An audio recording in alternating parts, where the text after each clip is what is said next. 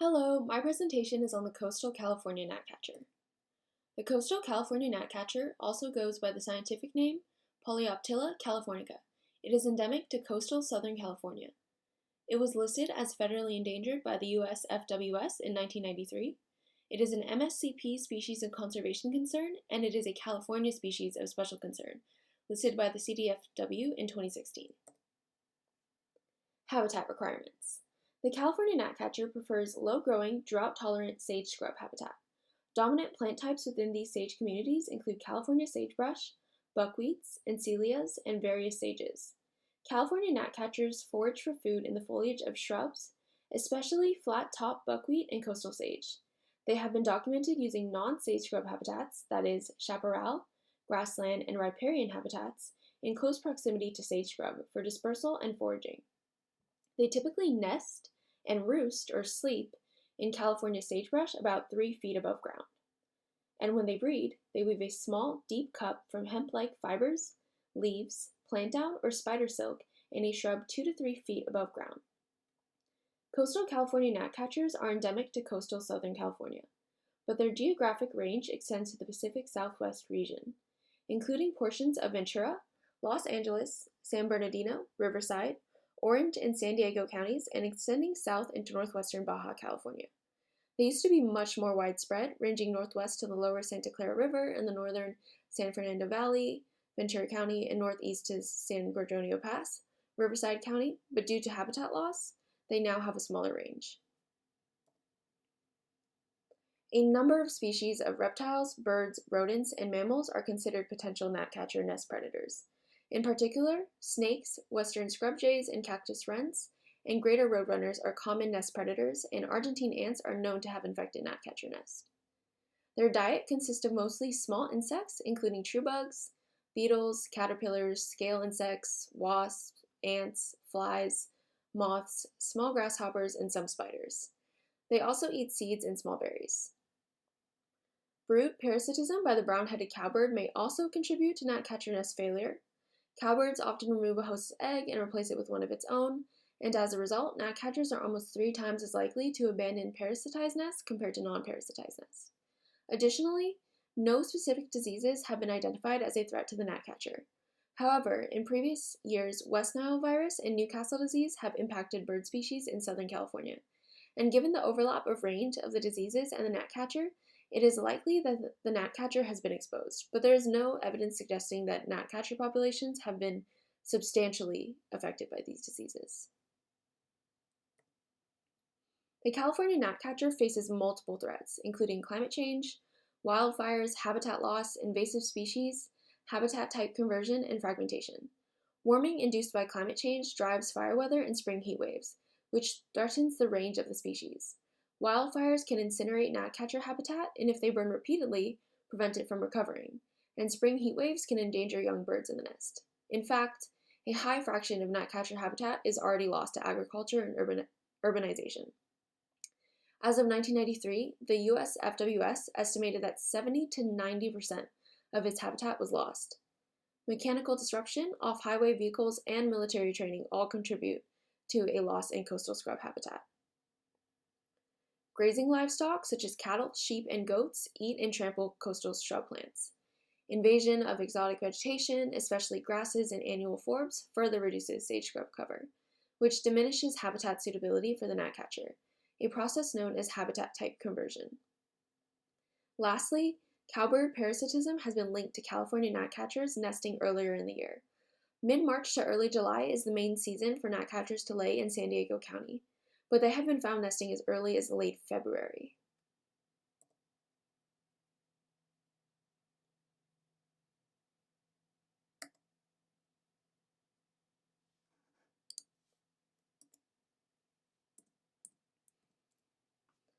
An official recovery plan specifically for the coastal California gnatcatcher has not been prepared by the US FWS or the CDFW. However, it is broadly protected under California's Natural Communities Conservation Planning, or NCCP program, which takes a broad-based ecosystem approach to planning for the protection of biodiversity by establishing landscape-scale interconnected habitat reserve networks, encompassing remaining core regions to sustain a viable population. The development of an NCCP entails a negotiation among many public agencies, landowners, and environmental organizations. There are currently 14 approved NCCPs and more than 20 NCCPs in various stages of planning. The subregional plan for the northwestern portion of San Diego, known as the San Diego Multiple Habitat Conservation Plan, encompasses 111,908 acres of land, of which 29,962 acres is natural habitat, and provides for species conservation in a proposed 19,000-acre reserve system. Additionally, San Diego County's major military installations, including Camp Pendleton, Fallbrook Naval Weapons Station, and Marine Corps Air Station Miramar, support important gnatcatcher populations and are mandated under the Sykes Act and Endangered Species Act to manage listed endangered species through integrated natural resource management plans. This case study by Preston et al. Focused on the importance of considering biotic interactions when predicting habitat shifts of a species as a response to climate change. Niche models use species occurrence data in conjunction with environmental data to identify and map suitable habitat.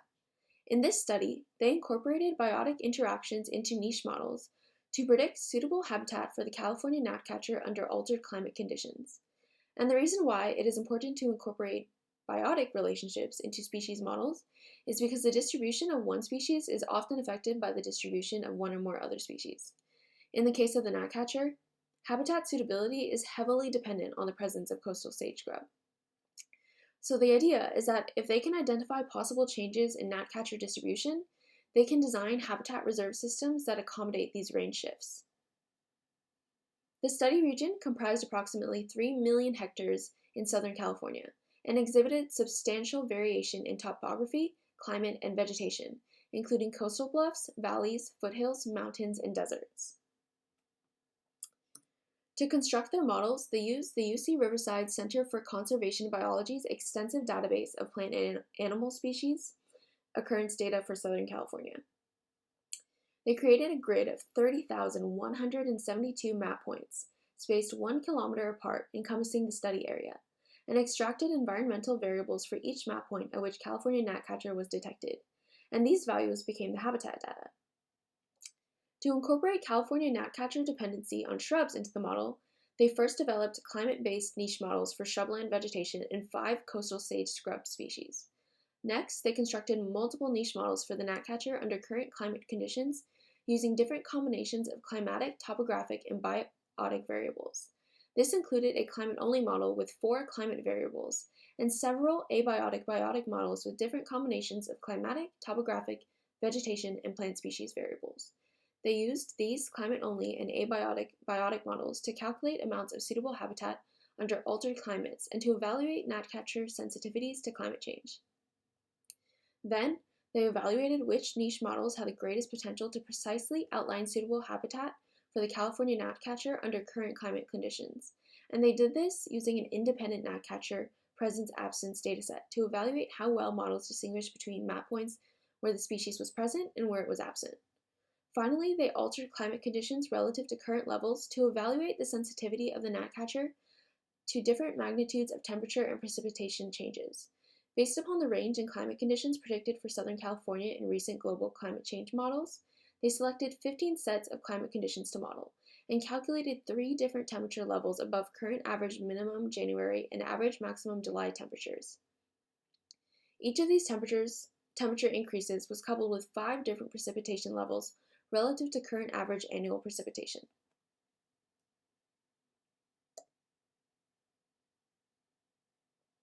Results and conclusions.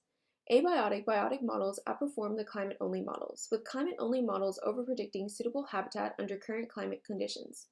Specifically, the abiotic-biotic model that included climatic, topographic, and modeled variables for vegetation in 3 plant species performed best at predicting presence and absence of gnatcatchers. The climate-only model overpredicted potential habitat by 38% and yielded relatively high median values for points where gnatcatchers were absent. As you can see, the bottom left figure is showing potential habitat for the gnatcatcher under different climate conditions as predicted by the climate-only niche model, and the bottom right is showing potential habitat as predicted by the abiotic-biotic niche model. And if you look at the key, HSI stands for Habitat Similarity Index. An HSI of 1 signifies environmental conditions identical to the species mean, while an HSI near 0 indicates conditions highly dissimilar. Darker regions indicate a higher habitat similarity index, while lighter regions indicate a lower HSI. So as you can see, the figure for the climate-only model has a higher amount of dark regions than the figure for the abiotic-biotic model. Next, suitable habitat was reduced at all levels of temperature increase. As you can see, the top figure shows the change in potentially suitable habitat for the California gnatcatcher under different precipitation and temperature conditions relative to the current climate. If you look at the x-axis, CO stands for climate-only model and AB stands for abiotic-biotic model. The unit of the y-axis is number of potential habitat cells out of the map points in the study area. And you can see at all levels of temperature increase, the number of potential habitat cells is greatly reduced, with the climate-only models predicting a significantly higher amount of potential habitat. The California gnatcatcher showed a large reduction in potential habitat under most altered climate conditions, and the species was sensitive to precipitation changes, particularly increases. For the 2 model types and 15 different climate conditions, there were 12 cases with greater than 98% loss of potential habitat and 28 cases with greater than 50% loss. The abiotic-biotic model predicted 68 to 100% less potential gnatcatcher habitat than the climate-only model for all altered climate conditions. Conclusions. If a species is strongly dependent on other species, then it is likely to have a restricted range consisting of where the climate conditions are favorable for it, as well as the species it is dependent on. This means that the more dependent a species is upon the distribution of other species, the greater the potential loss of habitat under altered climate conditions. And the main takeaway is that when predicting changes in potential habitat for endangered species as a result of global warming, it is necessary to consider both future climate conditions and biotic associations, particularly for habitat specialists and species with strong dependencies on other species. The coastal California gnatcatcher lives only in Southern California coastal sage scrub, a habitat threatened by the continuing spread of agriculture and suburbia. Habitat loss and type conversion, instigated by frequent wildfires and the invasion of exotic plant species, pose serious threats to the gnatcatcher. Despite the fact the gnatcatcher is an umbrella species for its habitat and is broadly protected by the San Diego Multiple Habitat Conservation Plan, a formal recovery plan for the bird has yet to be implemented by the U.S. Fish and Wildlife Service or the California Department of Fish and Wildlife. Nevertheless, there exists a pressing need for a comprehensive habitat conservation plan that considers both climate change-related threats and biotic interactions of the California gnatcatcher. Additionally, the North American Breeding Bird Survey, or BBS method, does not monitor California gnatcatchers well in the areas of California where they are most likely to be declining due to habitat loss and degradation. Off-road monitoring methods should be applied in coastal sage scrub habitats in coastal California. Additionally, nest success and the factors that influence it should be monitored directly through nest monitoring in replicate sites to evaluate management options for the endangered species.